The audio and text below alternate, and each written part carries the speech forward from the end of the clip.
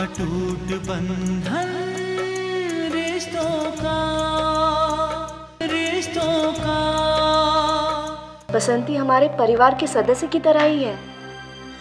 बेटा सदस्य की तरह ही नहीं, बच्चे की तरह है। आपने ठीक कहा भाई साहब, बसंती के बिना तो हमारे घर में एक कदम भी आगे नहीं बढ़ा सकते हम लोग। पिताजी जानता हूँ मैंने आज तक आपकी कोई भी बात नहीं मानी। मैं किस मुंह से आपसे माफी मांगू? नहीं बेटा, बेटा दुख तो मुझे होता है। देख तू कभी कड़वा बोल जाता ना बेटा। सत्यजीत कभी वो किसी के चक्कर में पड़ जाता है। और अगर तुम चाहो ना तो कल हमारा नीकू भी इसी तरह से दौड़ेगा, समझी? वरना हम तो ऐसे ही बैठे रहेंगे सन्यासी बन के, हाथ में चिमटा लेके बम बम बोले। अब तेरा क्या होगा कालिया? क्या कालिया? माँ जी बुला रही है, मैं जाती हूँ। अरे नहीं, छोड़ दो माँ। अरे वो तुम्हारा छोटा भाई है रवि, ये रवि है। हाँ शेरा रवि, आपका छोटा भाई रवि। शेरा रवि?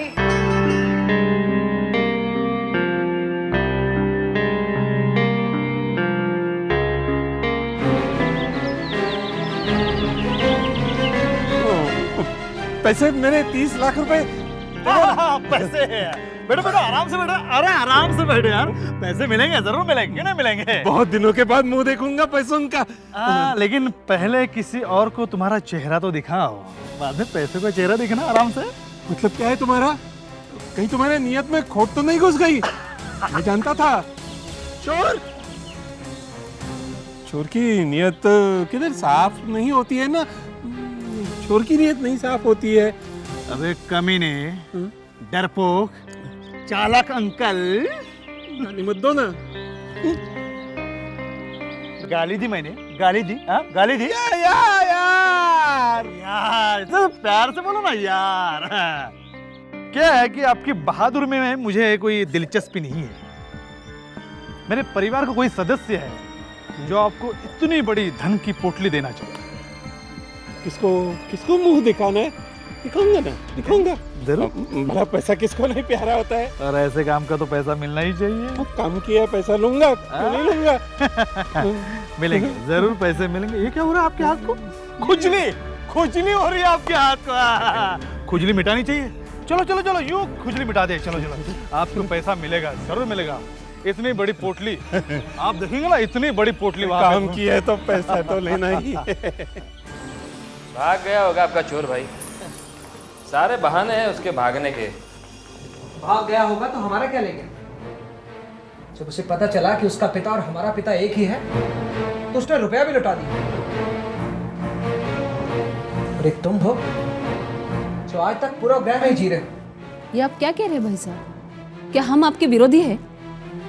तुम दोनों अपने अंदर झांक कर देखो। आप क्यों देवर जी की बातों को ध्यान में लाते हो? पिताजी मैं ये क्या सुन रहा हूँ? क्यों हम सब लोग मिलके बार बार दादाजी को परेशान कर रहे हैं? क्यों इनके सीने में सुइयां चुभोई जा रहे हैं? क्या ये हमारा फर्ज नहीं है? अपने पूरे फैमिली को एक साथ रखते रखते अब वो टूटने लगे हैं। मैंने आज तक कभी किसी से कुछ नहीं कहा, पर आज कहूंगी। कभी किसी ने महसूस किया है उनके दर्द को? कभी सोचा है कि वो क्या सोचते हैं, क्या चाहते हैं? समय समय पर हमने अपने स्वार्थों का रोना रोया है, पर उनकी भावनाओं की ओर किसी ने भी ध्यान दिया? तुम चुप रहो बेटा। नहीं सुभद्रा, बोलने दो उसे। अरे जरा सोचो, वो कोई लोहे के नहीं बने, और अगर लोहे के बने भी होते ना तो लोहा भी पिघल जाता अब तक। कोई भी बाप सारी दुनिया से दुश्मनी ले सकता है, सारा जमाना दुश्मन हो जाए उसे उसकी परवाह नहीं, लेकिन अपने परिवार वालों से वो नहीं लड़ सकता। थक जाता है वो अपनों से लड़ते लड़ते। हाँ पिताजी, आना बिल्कुल ठीक कह रही है। कोई भी पिता अपने परिवार को टूटता नहीं देख सकता है। और आप सब लोग तो जानते ही है, कोई पक्षी भी अपने घरोंदे को टूटता नहीं देख सकता है। उसी तरह से है दादाजी, और हम तो बस उन्हें रोनते जा रहे हैं। अपना कोई फर्ज बनता ही नहीं है। हम बड़ों का कुछ तो फर्ज है। दिल छोटा मत करो बेटा। अरे क्या वो गलत संगत में पढ़कर चोर बन गया तो उनकी गलती थी, जब वो मेले में खो गया तो क्या वो उनकी गलती थी? अपहरणकर्ता बन गया तो क्या वो उनकी गलती थी? असली अपहरणकर्ता ये देखो, देखो देखो इसके घिनौने चेहरे को। बददुमा दाग है इस समाज के ऊपर। बुराई कैसे की जाती है कोई इनसे सीखे। पापी को तो सजा मिलनी चाहिए, पाप के लिए उकसाने वाले को उससे कई ज्यादा सजा मिलनी चाहिए। यह है गुनहगार। चाचा जी, चाचा जी आप?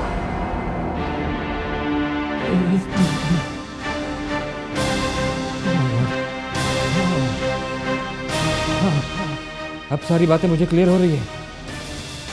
तो वो आप थे जिनकी वजह से मेरे परिवार के कलश में छेद पड़ा है, आपकी वजह से। वो आप थे जिन्होंने मेरे बेटे को अगवा करने की कोशिश की, मेरे विश्वासघात को तोड़ा आपने। ये सारे थप्पड़े ना, वो उन सारे दुखों के लिए है जो आपकी वजह से मुझे झेलने पड़े। आपने मेरे और पिताजी के दरमियान फूट डाली है आपने। बेटा मुझे माफ कर दो। मैं हमेशा तुम्हारी ही तरफ था। मेरी तरफ तेरी। मेरी कंधों पर बंदूक रखकर अपने मुरादों की गोली मेरे परिवार पर दागी है आपने। मैं बेवकूफ था, समझ ही नहीं पाया कि वो कंधा मेरा ही था और वो सीना भी मेरा ही था। जाने दो, जो हुआ सो हुआ, बस अब छोड़ दो। क्या छोड़ दूं? हैं? इसे छोड़ दूं? मेरा परिवार का क्या? ये मेरा परिवार है। तुम भी सुनी थी, तुम भी सुधर जाओ, अब भी वक्त है। तुमने भी आग में घी डालने का काम किया है, सुधर जाओ अब भी, वरना इस हरे भरे परिवार में एक दिन खुद को अकेला पाओगे तुम, समझी? पिताजी, ये ऐसे दुष्ट को तो जेल की सजा मिलनी चाहिए। मैं अभी पुलिस में फोन करता हूँ। अटूट बंधन रिश्तों का।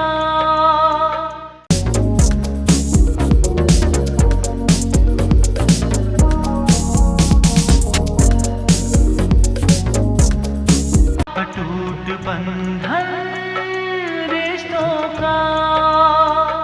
अरे विशाल छोड़ दे, पुलिस में फोन मत कर विशाल। दादाजी आप अरे दुष्ट, मेरे सीने पर खंजर भोंका है। दोस्त की आड़ में मेरे दोस्त के नाम को इस मोहन ने कलंकित कर दिया। पुलिस में मत दे विशाल, छोड़ दे इस सौभाग्य को पछतावा के लिए। दादाजी, इस दुष्ट को छोड़ा नहीं जा सकता, इसे जेल जाना ही चाहिए पिताजी। बहुत कष्ट दिया महंते ने। अरे गोलियां तो मेरे बहुत लगी, लेकिन सबसे ज्यादा सीने में गोली तेरे दोस्ती के नाम पर लगा के तेरे कलंकित कर दिया। जा भाई जा, मेरे पेट के हाथ पर लगा।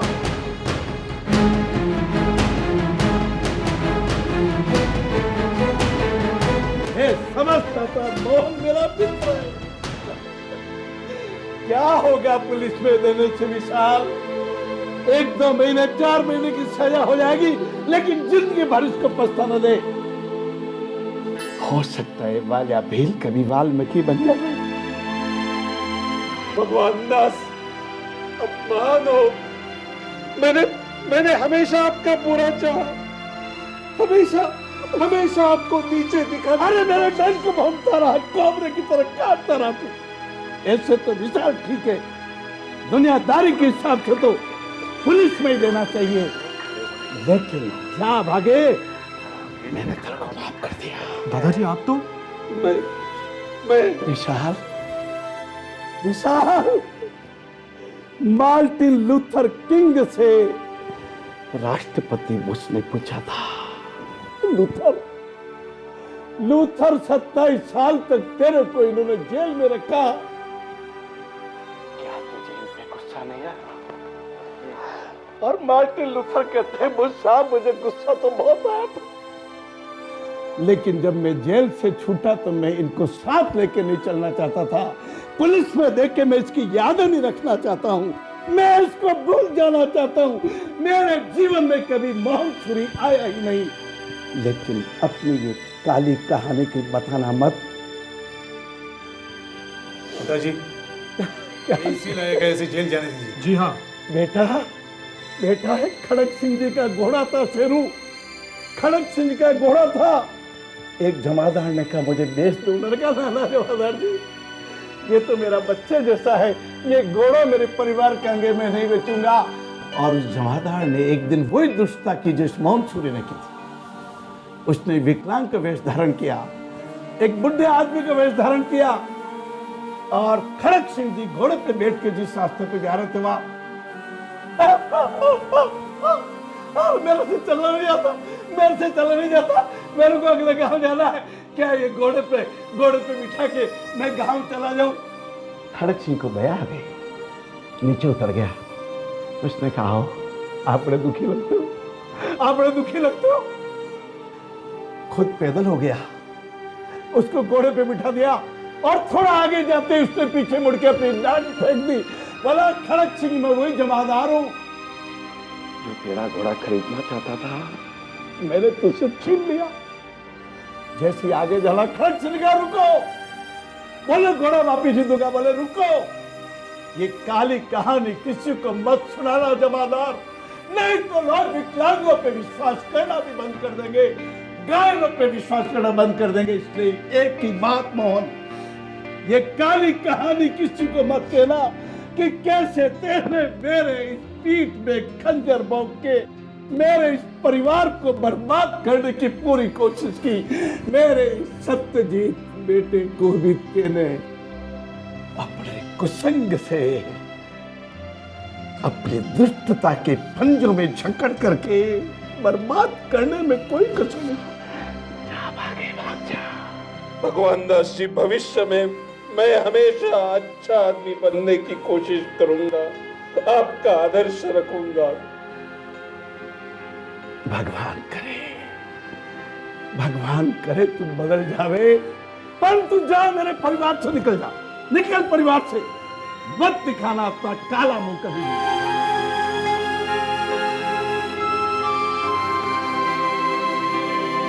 पिताजी। हाँ बेटा सत्यजीत। पिताजी मैं जानता हूँ कि मैं माफी के काबिल नहीं, क्या मुझे एक मौका नहीं मिलेगा?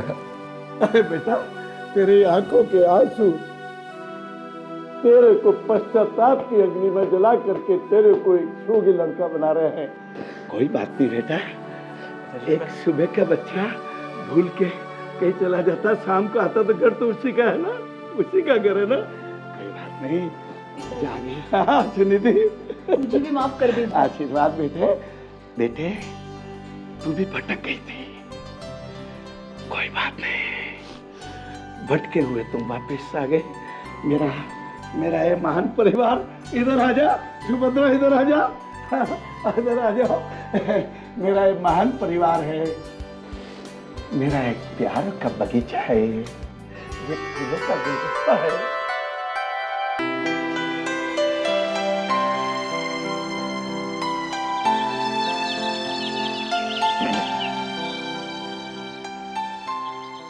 यहाँ खड़े खड़े कोई नई खिचड़ी पका रहे हो क्या? तुम्हारा क्या भरोसा, कहीं अपनी पुरानी आदतों पर उतर आए तो फिर। कोई इंसान अपने माथे पर लिखवा कर नहीं पैदा होता कि वो चोर है। अच्छा, इसका मतलब तुम मानते हो कि तुम चोर हो? हाँ, चोर। ये जो माहौल होता है ना, वो उसे चोर बना देता है। और तुम्हें क्या पता कि मजबूरी इंसान को क्या बना देती है? इसमें क्या है? अगर तुम सुधरना चाहते तो सुधर सकते थे। आखिर कीचड़ में ही कमल खिलता है मेरे भाई। कीचड़? भैया, खाली हाथ इस शहर के सड़कों पर चलोगे ना, तो ही आपको पता चलेगा आटे दाल का भाव क्या है। शुक्रिया अदा करो ऊपर वाले का, जिसने तुम्हें सुख चैन की दो निवाले दी। यूं ही मखमल की रजाइयों पर सोए सोए खाली विचारों से किसी का पेट नहीं भरता। ओए, मैं भी मेहनत से कमाता हूँ, क्या कोई कह सकता है कि मैं कभी गलत था? मैं ईमानदारी का खाता हूँ, ईमानदारी का, समझे ना? अच्छा, ये खोखला भाषण, ये धोखे का भाषण किसी और को देना। मैं तुम्हें ऊपर से नीचे तक अच्छी तरह से जानता हूँ। अच्छा, क्या जानते हो तुम मेरे बारे में? हा? क्या जानता हूँ? मोहन सूरी। मोहन सूरी? हाँ, मोहन सूरी। मोहन सूरी के खास भतीजे। अपने आप को चालाक समझते हो ना? किसी बाहर वाले के बहकावे में आके देखा ना, अपने घर की लुटिया डुबो देता है।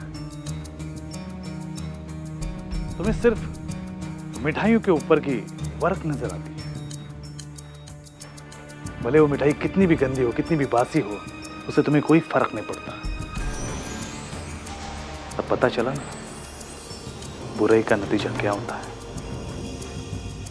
भैया अपने अपने होते हैं। वो तो ठीक है, वो चाहता तो तुम्हें जेल भी भिजवा सकता था, और तुम्हारे साथ साथ पिताजी को भी। तुम्हें मालूम नहीं है भैया, वो एक तीर से कई वार करना जानता है। तुम क्या उससे कम हो क्या? अटूट बंधन रिश्तों का, अटूट बंधन रिश्तों का। कम नहीं ना हो तुम मेरे मुंह मत लगना।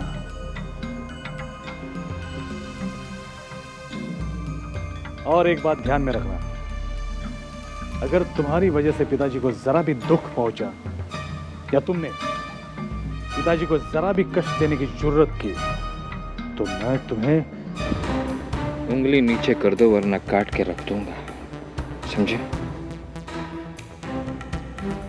तुम मेरे छोटे भाई हो, इसलिए नसीहत देता हूं, धमकी नहीं। और मैं तुम्हें धमकी ही देता हूं। अपने आप सुधर जाओ, नहीं तो ये ऊपर वाला है ना, वो खुद तुम्हें सुधार देगा। आया समझ में? अपने दिमाग में बिठा देना। उंगली नीचे करना।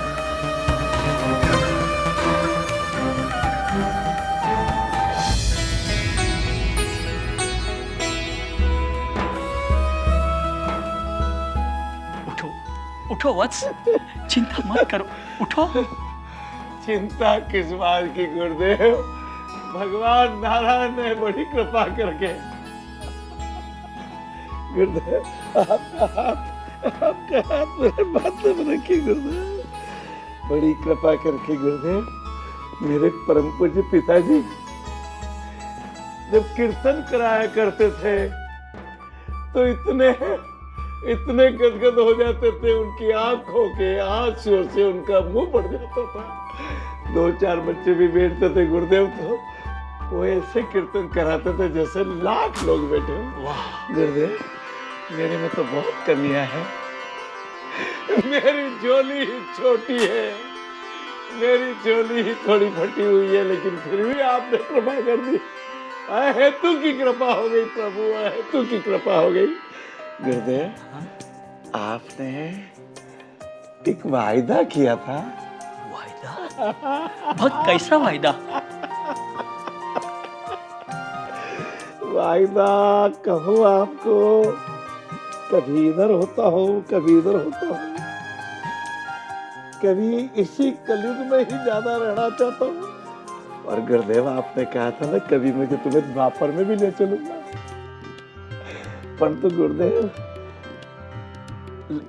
ले जा सकते हैं द्वापर के दर्शन? हाँ, मैं द्वापर के लीलाओं का दर्शन करवाऊंगा। तुम तो उसके हकदार हो। और गुरुदेव मन बड़ा, वो कहते हैं ना, कभी कभी वैराग्य आता है ना, सब यहीं रह जाएगा। आप कहते हैं, आपने कहा था उसने सिकंदर दुनिया से निकला तो दोनों हाथ खाली थे। कभी गुरुदेव ऐसा वैराग्य आता है, और कभी ये मोह आ जाता है, कभी वापिस माया जाती। गुरुदेव मेरे को आश्रम की बड़ी चिंता रहती है, द्वापर में चलूं कि नहीं चलो, चलो कि नहीं चलो। अच्छा, आप द्वापर ले चले के बाद आश्रम का क्या होगा? विकलांग बच्चे हैं। तुम उसकी चिंता मत करो। जब हम द्वापार से वापिस आएंगे तो तुम्हारा आश्रम, तुम्हारे साधक दुगने 10 गुने हो जाएंगे, लाखों की तादाद में हो जाएंगे। और बस नारायण नारायण। आशीर्वाद मिल गया गुरुदेव, आपका आशीर्वाद मिल गया गुरुदेव, आपका आशीर्वाद मिल गया। गुरुदेव, आपने एक प्रसंग भी सुनाया था।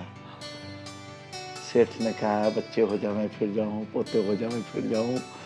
तो ऐसा मन में भी मनुष्य हूं ना गुरुदेव। परंतु गुरुदेव, मैं मन में बड़ा हर्षित हूं कि मुझे आप द्वापर युग की मुझे गोकुल जी के भी दर्शन कराना गुरुदेव। गोकुल सब जगह ले जाऊंगा। द्वापर की लीलाओं की तरफ आपकी शक्ति लेके जाऊंगा, दिव्य शक्ति से लेके जाऊंगा। मेरे किस जन्मों का भाग्य उदय हुआ है गुरुदेव। अच्छा बच्चों, ये सब आश्रम ठीक रहेगा। गुरुदेव ने आशीर्वाद दे दिया। गुरुदेव तो चलेंगे? चलूंगा, चलो गुरुदेव गुरुदेव गुरुदेव पधारो, गुरुदेव पधारो। बस तुम्हारे भक्ति से नारायण इतने प्रसन्न है। हे प्रभु, आओ, अरे देखो मेरे भाग्य को, देखो प्रभु की माया को, देखो प्रभु की लीला को, देखो प्रभु की कृपा को, देखो रोम रोम में तरंगे उठ गए उसको देखो। मेरा जीवन धन्य हो गया। मेरे को तो विश्वास ही नहीं। भगवान कृष्ण की लीला। भगवान दास आओ, एक बार गले मिलते हैं। हे प्रभु। श्री कृष्ण गोविंद हरे मुरारे, हे नाथ नारायण वासुदेव। श्री कृष्ण गोविंद हरे मुरारे, हे नाथ नारायण वासुदेव। श्री कृष्ण गोविंद हरे मुरारे। और भैया ये आपके लिए। Thank you. विशाल भैया, विशाल भैया, विशाल भैया, दादाजी घर पे नहीं है और ये लेकर छोड़ के गए हैं। क्या? हाँ, दादाजी घर छोड़कर चले गए? ऐसा हो ही नहीं सकता। हम पिताजी को ढूंढकर लाएंगे। नहीं सत्य जी, कितनी भी दुख तकलीफें आई पर पिताजी ने घर कभी नहीं छोड़ा। आज वो अपनी मर्जी से घर छोड़कर गए और वो नहीं आए। नहीं पिताजी, हमें ऐसे छोड़कर नहीं जा सकते। दादाजी प्लीज वापस चले आइए। अब हम क्या करेंगे मम्मी? विशाल भैया, दादाजी को मैं ढूंढ के लाऊंगा।